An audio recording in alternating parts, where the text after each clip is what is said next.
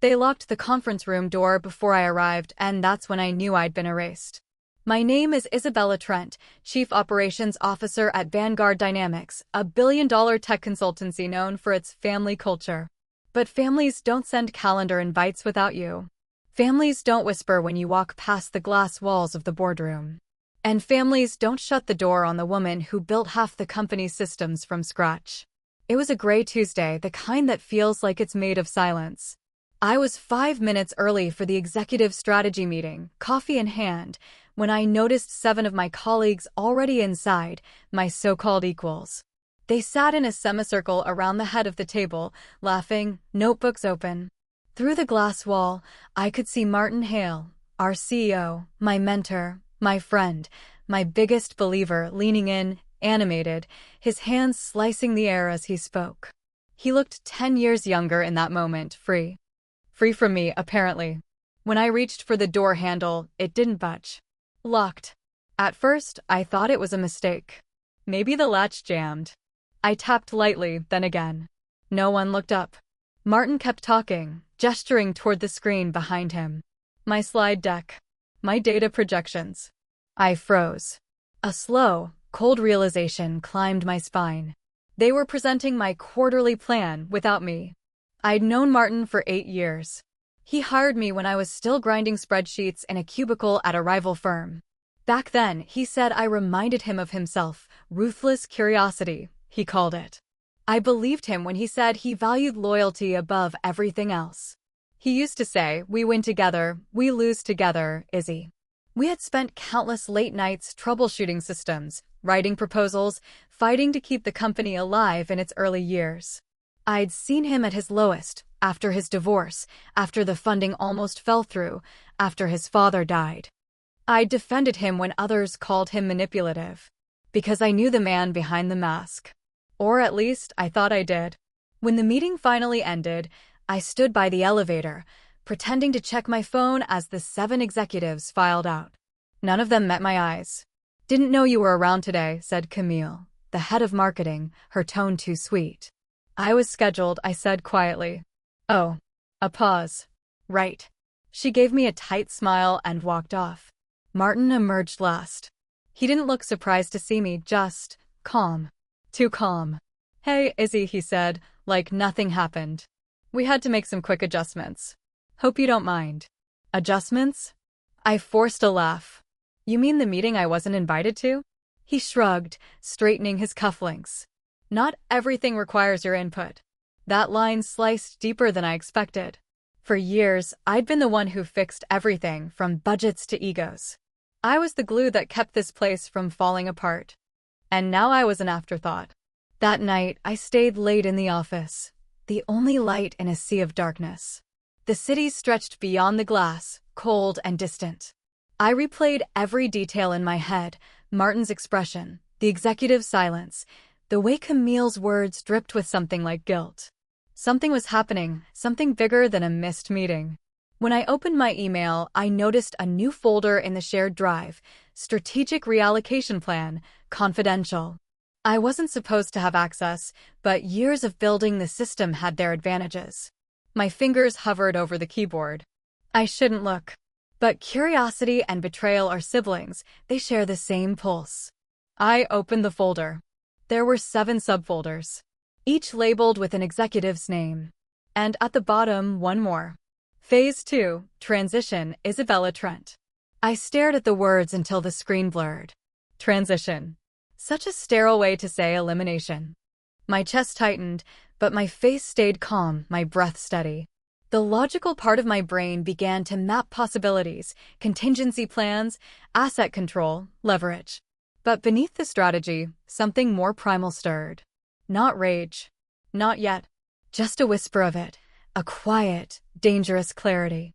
Because I realized, for the first time in years, that I didn't belong to them anymore. And when loyalty dies, something far stronger takes its place. That night, as the office lights dimmed and the hum of the servers filled the silence, I made a promise to myself. I wouldn't beg for a seat at their table. I'd build a new one. And by the time I was done, not one of them would still be sitting at theirs. The next morning, the office felt colder. Not in temperature, in energy.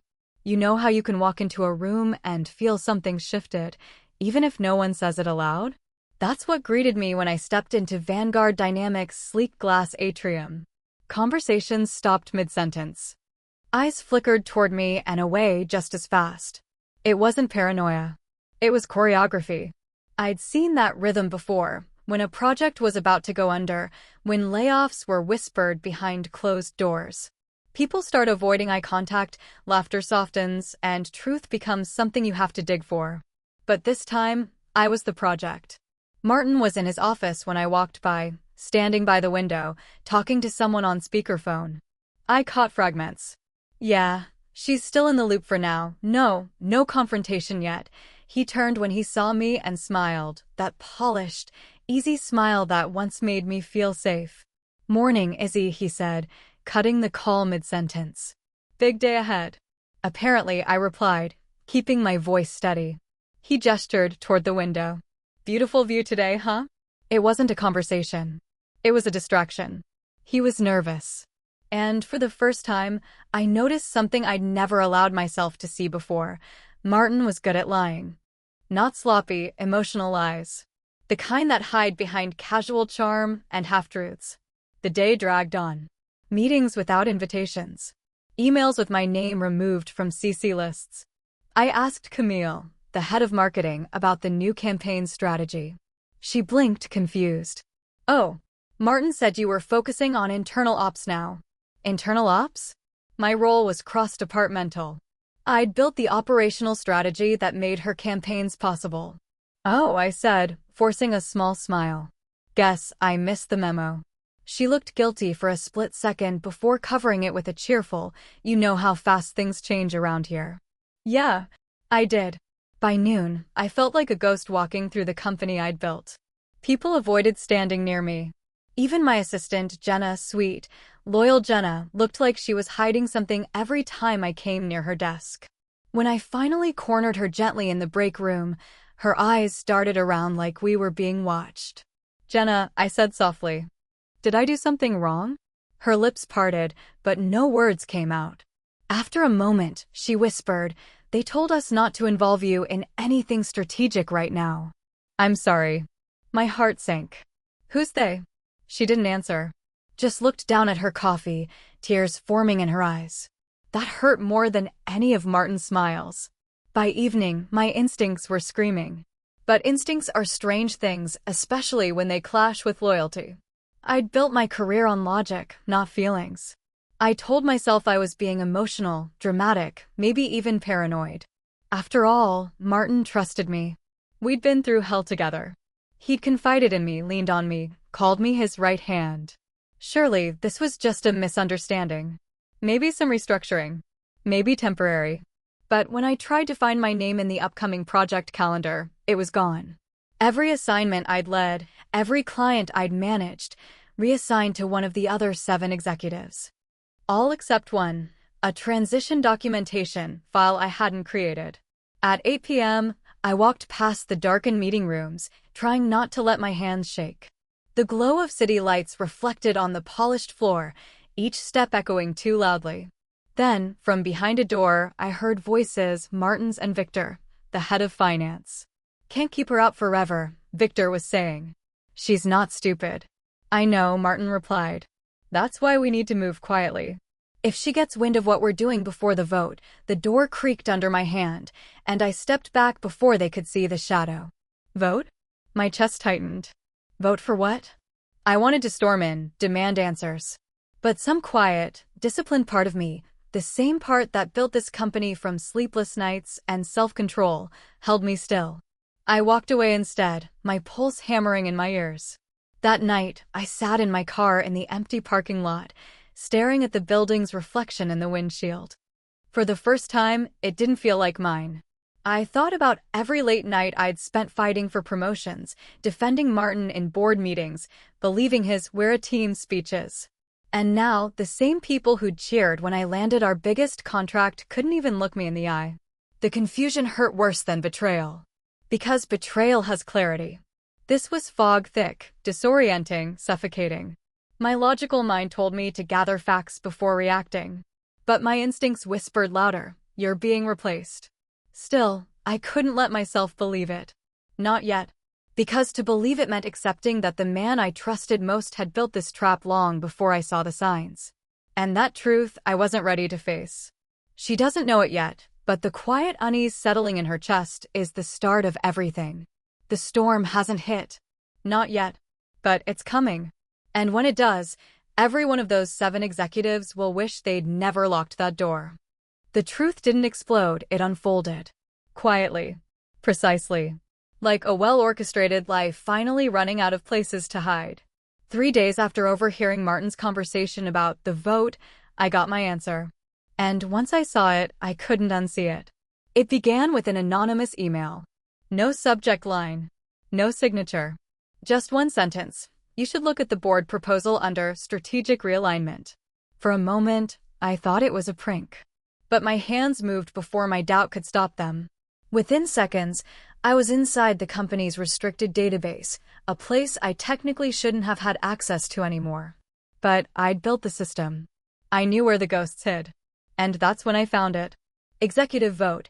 Removal of Chief Operations Officer. Proposal by Martin Hale. My name. My role. My future. All written in cold, professional language. The document was detailed, chillingly so. It cited leadership incompatibility, project misalignment, and interpersonal tension within the executive board. It painted me as difficult, unstable, emotionally volatile. There were notes attached. 7 of them. 1 from each executive. Each line a dagger disguised as diplomacy. Isabella's approach lacks transparency. She resists collaboration. She struggles to adapt to evolving leadership dynamics. But what gutted me most wasn't their betrayal, it was Martin's signature at the bottom. He'd drafted it. He'd led it. And he'd planned to submit it to the board in 48 hours. For a long time, I just stared at the screen. My mind couldn't process it. My own name underlined, attached to phrases that didn't belong to me. It was like reading my obituary while still breathing. I'd spent years protecting these people. I'd stayed late to finish their presentations, rewritten their proposals, smoothed over their failures in front of clients. I'd sacrificed weekends, relationships, sleep, all for a company that was now preparing to erase me like a typo. My chest tightened. I wanted to scream, to break something, to do something. But nothing came out. I just sat there frozen, hollow, trembling as a single thought looped through my head. He used me. Memories started flooding back, sharper now, rearranged in truth's brutal light. The late-night calls. The flattery. The way Martin always said, "You're the only one I can trust, Izzy."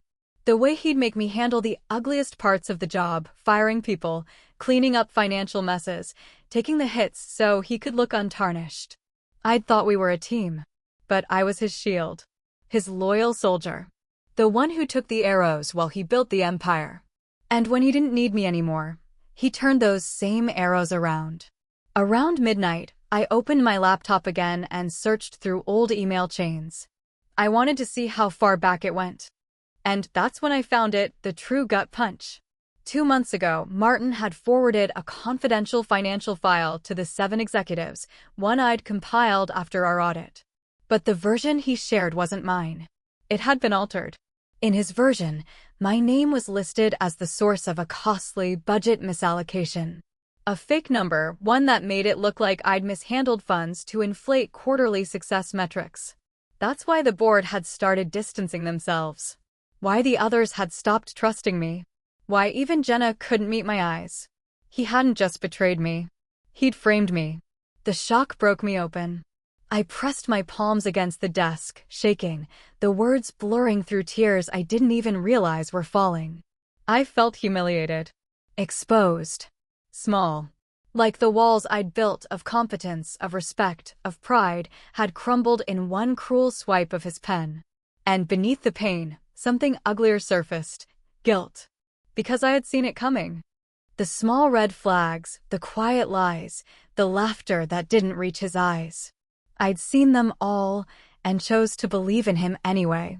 Because believing was easier than admitting that I'd built my career on someone else's manipulation. I don't remember crying. I just remember the stillness afterward, the kind that feels like standing in the middle of a burned-down house, surrounded by ashes that used to be your life. I sat in that stillness for hours. No rage. No tears. Just quiet understanding. By the time dawn crept through my office blinds, something in me had shifted. The part of me that wanted to be loyal, to be loved, to be good, she was gone. In her place stood something sharper, quieter, dangerous. The kind of calm that comes before a storm breaks everything open. When I looked in the mirror that morning, I barely recognized the woman staring back. Her eyes were swollen, her face pale, but behind them was clarity. They thought they'd erased me. They'd only rewritten the first chapter of their own downfall. Because now, I wasn't fighting to keep my seat at their table. I was preparing to pull the table out from under every one of them. I didn't sleep the night after I discovered the proposal. How could I? Every time I closed my eyes, I saw Martin's signature, bold, confident, final, like he was signing off a project, not ending a person's career. At 3:17 a.m., I was still sitting in the dark, staring at my laptop screen. My reflection floated in the black glass, hollow-eyed and unfamiliar. That's when it hit me, the weight of everything. No one was coming. There would be no last-minute rescue, no convenient twist where someone believed me, no colleague stepping forward to expose the truth. Because they were all in on it. Every single one of them had chosen their silence, their safety over me. And the cruelest part? I had trained them to. For years, I'd taught them how to survive in Martin's world, how to play smart, how to keep quiet, how to make him happy. I'd helped them become the very kind of people who could betray someone without blinking. And now I was the casualty of my own lessons. Around 4 a.m., I stood up, walked into my bathroom, and looked at myself properly for the first time in weeks. My hair was a mess. My eyes were red. I looked like someone who'd lost everything. But beneath the exhaustion and the heartbreak, something else stirred. Anger. Not wild or loud. Quiet. Focused. Controlled. The kind of anger that builds empires. I pressed my palms against the counter and whispered, no more. No more loyalty to people who fed on it. No more apologizing for being competent. No more waiting for validation from men who feared what I could become without them. That was the moment I stopped trying to survive the betrayal and started preparing to use it. When the sun finally rose, I showered, dressed, and walked into the office like nothing had happened. I didn't hide. I didn't cry. I didn't beg for explanations. Instead, I smiled, the kind of smile that makes people nervous because they can't tell if it means forgiveness or war. Martin saw me from across the hall and froze for half a second, then covered it with his usual charm. "Morning, Izzy," he said. "Didn't expect you in so early." I looked him dead in the eye. "Couldn't sleep," I said. "Too excited about the company's future." He laughed, but I saw the flicker of unease in his eyes. Good. He should be uneasy. Because while he'd spent weeks plotting my removal, I'd spent one sleepless night remembering exactly how much of Vanguard Dynamics I had built, and how easily I could dismantle it. That day, I did something small but deliberate. I started reclaiming pieces of myself. I backed up every file I'd ever created, every project plan, every confidential proposal, every email thread proving who really did the work behind our biggest contracts. I called it Operation Mirror. Because that's what I planned to do, hold a mirror up to the entire company and make them see what they'd tried to bury. I didn't move recklessly. I moved quietly. Strategically. The same way Martin had. But unlike him, my motivation wasn't greed or power. It was justice. I wasn't trying to destroy them out of spite. I wanted them to feel what I'd felt, the suffocating clarity of being stripped of control. That evening, I sat in my apartment, surrounded by folders, notes, and hard drives. For the first time in weeks, my hands weren't shaking. Pain was still there, but it had changed shape. It wasn't drowning me anymore. It was fueling me. I realized that everything I thought I'd lost, my confidence, my identity, my voice, wasn't gone. Martin hadn't taken it. He'd only made me forget how to use it. And now I remembered. I started making a list. 7 names. 7 executives. Next to each name, I wrote one truth, something I knew they didn't want exposed. Financial cover-ups. misreported data, conflicts of interest, lies whispered into Martin's ear to gain favor. I had kept their secrets for years out of loyalty. Now, those same secrets would become my leverage. Not for revenge. For balance. Because if they wanted to play dirty, they'd learn that I'd taught them everything they knew, but not everything I knew. Late that night, I walked to the balcony, letting the wind whip against my face. The city lights stretched endlessly, a map of every ambition that had ever been betrayed by someone who smiled while doing it. I took a deep breath and felt the last remnants of fear leave my body. They thought they'd broken me, but all they'd done was wake me up. I wasn't powerless anymore. I was awake, aware, and armed with truth. And in that still, perfect moment, I understood something Martin never would. Power doesn't come from titles or votes or glass boardrooms. It comes from survival and the courage to rebuild after being burned. The next morning, I drafted a short message to myself, a promise I'd keep hidden in my private notes. They stole your place. You'll make them watch as you take back the ground beneath their feet.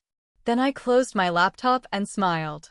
The war hadn't started yet, but the battlefield was already mine. They thought I was broken. That assumption was my greatest advantage. For 2 days I moved like a ghost inside Vanguard Dynamics, smiling in hallways, nodding at compliments, keeping my head down as if I'd accepted my fate. Martin watched me with a mask of smug satisfaction, convinced his plan had worked.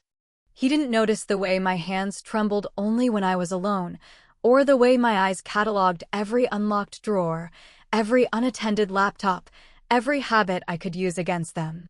Revenge, I decided, wouldn't be loud. It wouldn't be a tantrum or a public spectacle. It would be meticulous, bureaucratic, and painfully inevitable. I'd been trained in systems. I would use systems to unspool them. First, evidence. I started where the company's lifeblood flowed: data. My first night back at the office, I sat in the records room under the hum of fluorescent lights and pulled the archive of every major project I'd led. Contracts, email threads, version histories. I copied everything to 3 encrypted drives and hid them in 3 different places: my apartment safe, my sister's storage locker, and a safety deposit box I'd opened under a shell company name. Paranoia had a practical side. Next, I reassembled the timeline of the forged budget numbers.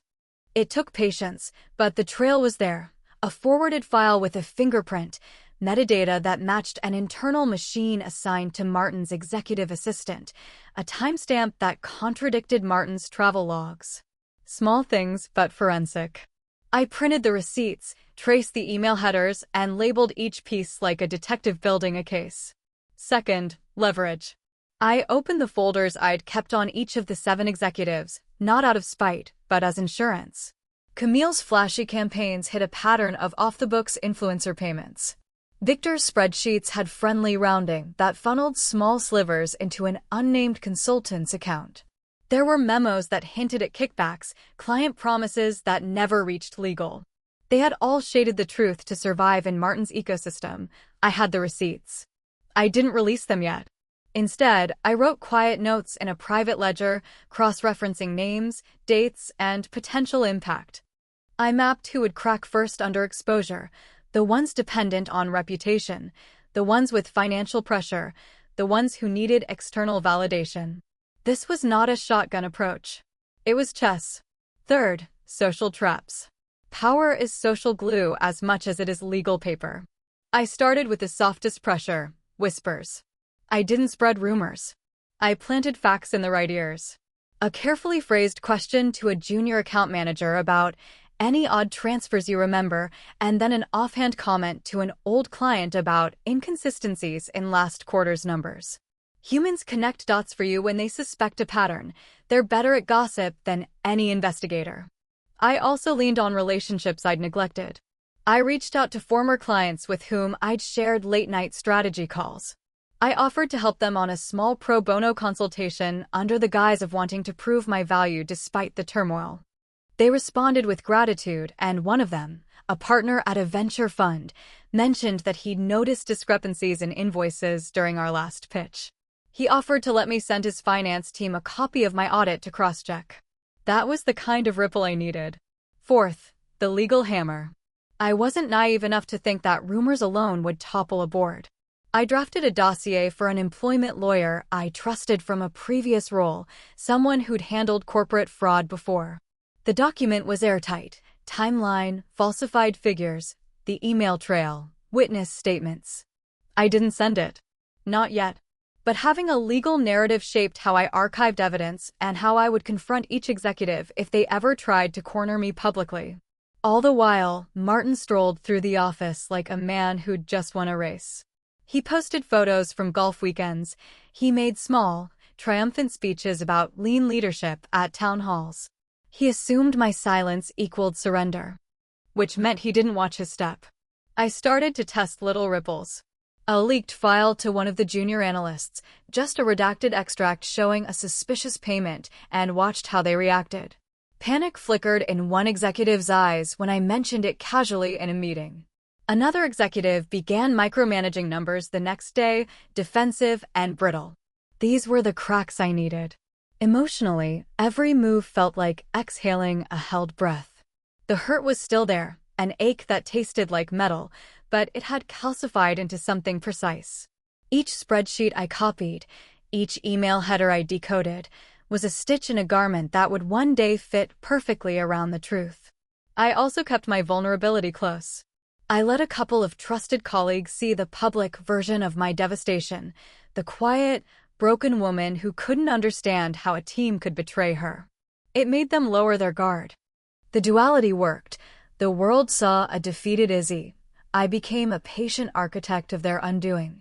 As the weeks unfolded, I layered small pressures: a client audit that revealed odd billing, an anonymous tip to compliance pointing to Victor's spreadsheet anomalies, a casual message to Camille's main influencer partner asking for receipts. Each action seemed small on its own, but together they formed a lattice that tightened around the seven. I kept a tally in a small leather notebook, not of vengeance, but of inevitability. Names and dates filled the pages. Each check mark felt like a reclamation. One evening, as I left the building, Martin's assistant ran up the steps, breathless and disheveled. "They want to move the vote to tomorrow," she blurted. "Board wants to finalize it. If they present everything, it'll be over." He thought he was accelerating the endgame. He didn't know the game had already changed.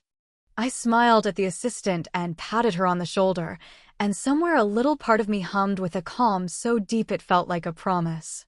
They'd built an empire on small betrayals and careful silences. I was planning to dismantle it with the same instruments: patience, evidence, and the slow, humiliating illumination of truth. The next move would be public. The seeds were planted. The harvest would not be kind. They expected spectacle. They got a lesson in restraint. The day the dominoes fell was bright and absurdly ordinary: sunlight through the atrium, coffee machines chattering, someone humming in the mailroom. It was the kind of normal that makes betrayal feel all the more grotesque. I walked in early, like always, and carried a single leather folder under my arm. Inside, the dossier I'd built, printed and bound, each page a quiet indictment. Martin was already at the head of the boardroom table, the same smug calm he'd worn since his first success. Around him sat the 7 executives, shields and mirrors of a man who'd become expert at hiding his face behind others. He glanced up when I entered and smiled, the predator's small grin before the kill. He thought this was the last act. I set the folder down in front of the lead board member. No theatrics. No raised voice. Just the sound of paper sliding across oak. "Isabella," Martin said, with a tenderness that had once been real. "This is a submission for the board," I interrupted, voice steady.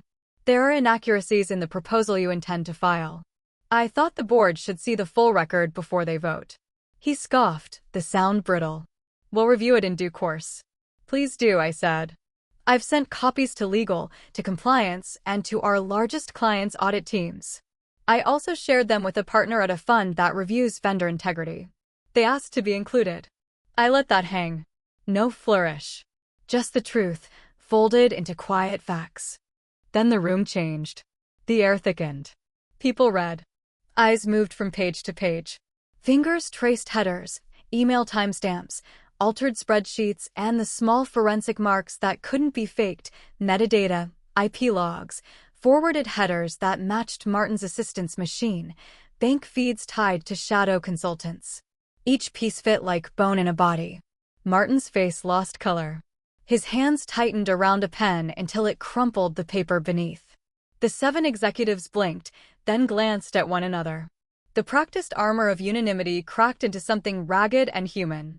"We have evidence," I said. "This dossier shows the altered budget files, the forged entries used to justify my removal, and the irregular payments linked to some of your departments. I've alerted outside counsel and a financial auditor is en route. I trust the board will want clarity before any vote." Victor, white-knuckled, stammered something about procedural irregularities. Camille's throat worked. Someone else made an apologetic noise that was almost a plea. One by one, names were whispered, invoices that didn't reconcile, influencer payments without contracts, consultancy fees routed through shell accounts. I'd left nothing to speculation. It was all there, quiet, undeniable truth. The lead board member stood. "We'll adjourn and convene a special committee immediately." He looked at Martin with something like pity, then at the 7 executives with measured disappointment. "Until then, step aside." They expected outrage. They expected me to roar. Instead, I sat very still. The room felt like a stage after the curtain fall, empty of performance, full of consequence. Outside the boardroom, a call I'd prepared went out, a discreet email to a respected industry newsletter, offering a comment on governance best practices and noting only that Vanguard had requested an external review. The headline landed like a rainstorm: "Vanguard Dynamics under audit. Executive shakeup imminent." Clients called. Investors asked questions. The rumor mill had teeth now because I'd fed it facts. Within hours, the pressure was unbearable. One executive resigned in a hurry, unable to weather the public scrutiny. Another took a leave of absence. A prominent client suspended a major contract pending audit. The board, furious at being blindsided by a fracturing executive team, moved sharply. Within 2 days, the 7 names were on a resignation list that read like a tally of small betrayals: Camille Hale, no relation, Victor Ramirez, and the others, each a clean line on paper, each a quiet collapse. Martin, oddly, did not attempt a dramatic defense. He sat in counsel's office for hours, head in hands, the man who'd once commanded rooms reduced to a whisper. I watched him through the glass and felt a complicated thing rise in my chest, not triumph, exactly, but a severe, cold satisfaction that truth, when arranged carefully, could feel like justice. When the resignations were announced publicly, the company's stock dipped. The PR team scrambled to spin stability. I had prepared for fallout. I had expected lawyers. I had not expected to feel hollow as the news broke. There was no giddy victory. The humiliation I'd handed them had cost me pieces of the world I'd loved, friendships, tasks I cared about, the simple pleasure of walking into a room and knowing you belonged. That loss didn't evaporate because they were humbled. I maintained my composure in every meeting that followed. I answered questions with facts, not flourishes. I let the heat of inquiry show the difference between a woman who built something and a man who used people to shelter ambition. The cameras that trickled and looked for drama, I gave them none. Grace can be weaponized. So can calm. I used both.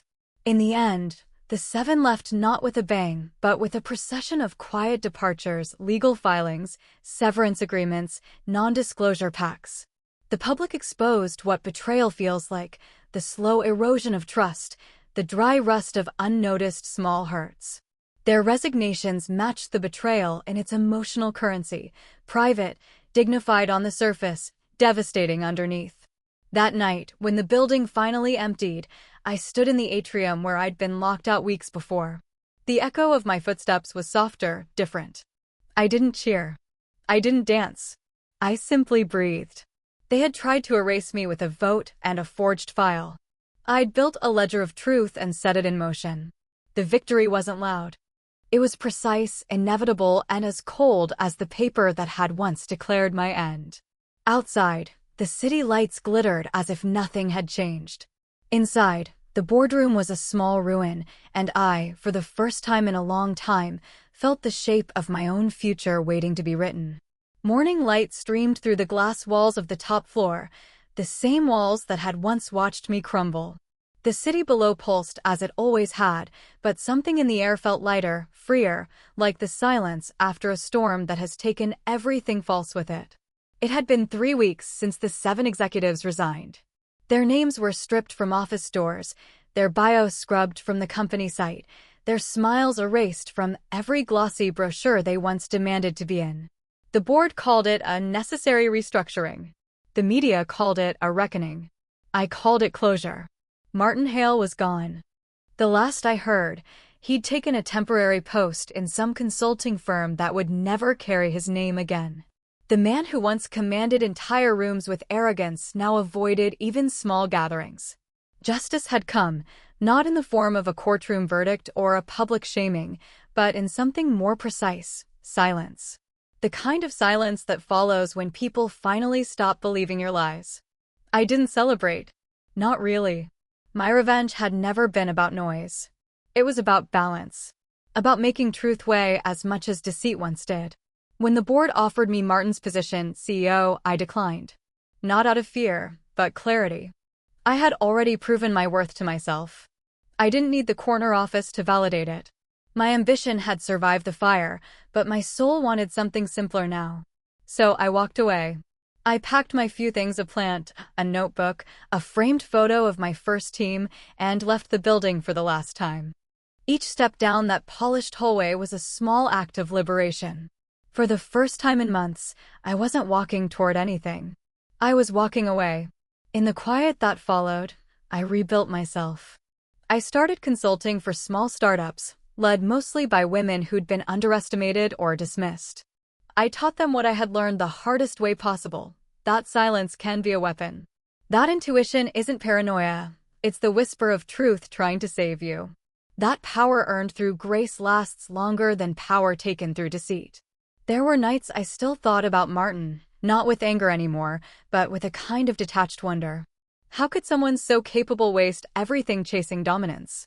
How could he look at loyalty and see weakness? Perhaps that was the cruelest irony. He built an empire on control, and I dismantled it with composure. In hindsight, betrayal had been my greatest teacher.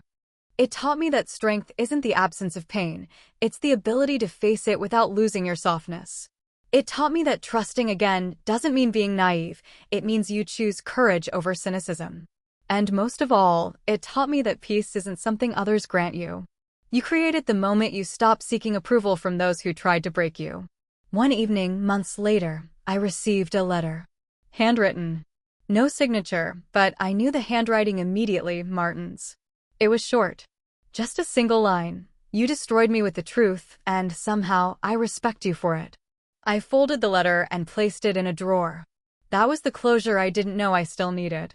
The final confirmation that justice had arrived, not from the world, but from the one who once tried to rewrite mine. As I looked out my apartment window that night, the city lights reflected on the glass, tiny fragments of gold against the darkness. For the first time in a long time, I smiled without effort. Because revenge, when born from pain, burns fast. But justice, when born from truth, glows quietly and never fades. And that's the poetic justice of it all. The 7 executives who once shut me out had built a wall around themselves. I didn't climb over it. I let it crumble under the weight of their own lies.